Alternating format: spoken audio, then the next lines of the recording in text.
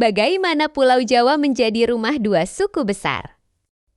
Jawa dan Sunda. Pulau Jawa bukan sekadar pulau terpadat di Indonesia. Ia adalah panggung sejarah panjang yang melahirkan dua suku besar dengan identitas kuat.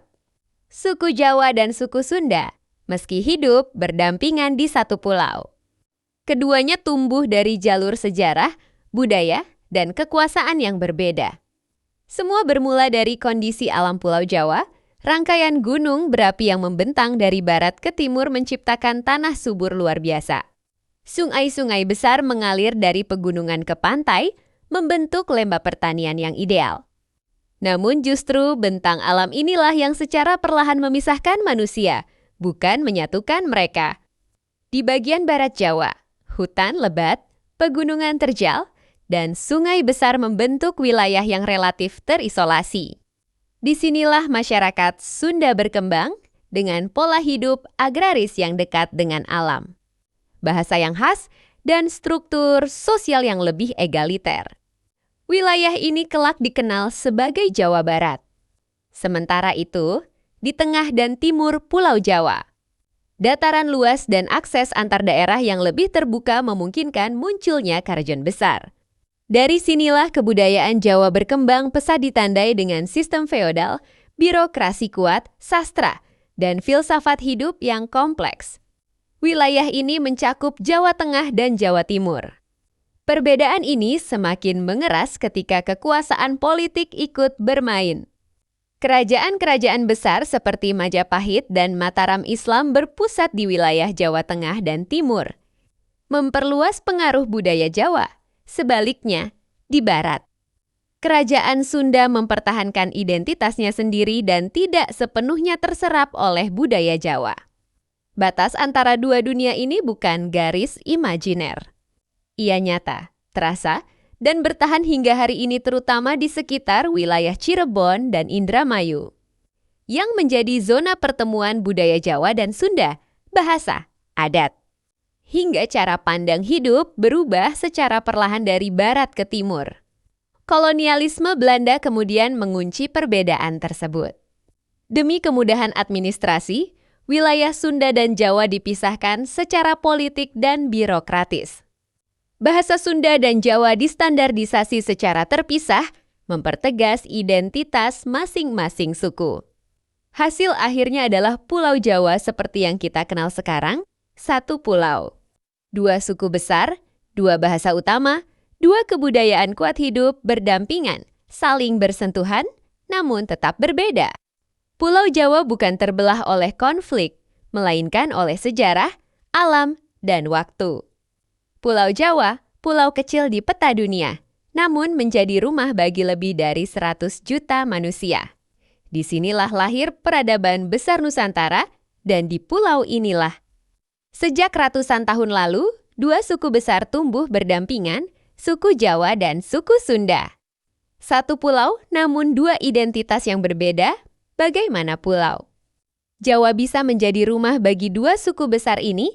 Jawabannya tersembunyi dalam alam, sejarah, dan kekuasaan. Jauh sebelum kerajaan, jauh sebelum batas wilayah, alam Pulau Jawa sudah lebih dulu menentukan segalanya. Rangkaian gunung berapi membentang dari barat ke timur, menciptakan tanah paling subur di Asia Tenggara, namun kesuburan ini datang bersama penghalang. Di bagian barat Jawa, hutan hujan lebat, pegunungan terjal, dan sungai-sungai besar menciptakan wilayah yang relatif terisolasi. Sementara di tengah dan timur, Jawa, dataran luas terbentang, jalur perdagangan terbuka, dan mobilitas manusia jauh lebih mudah. Tanpa disadari, alam telah membelah Pulau Jawa menjadi dua dunia. Lahirnya masyarakat Sunda, di wilayah barat, masyarakat tumbuh dengan hubungan kuat pada alam. Mereka bertani, berburu, dan hidup dalam komunitas yang lebih setara. Bahasa yang mereka gunakan berkembang sendiri dengan intonasi lembut dan struktur khas. Inilah cikal bakal masyarakat Sunda yang kelak menempati wilayah yang sekarang kita kenal sebagai Jawa Barat.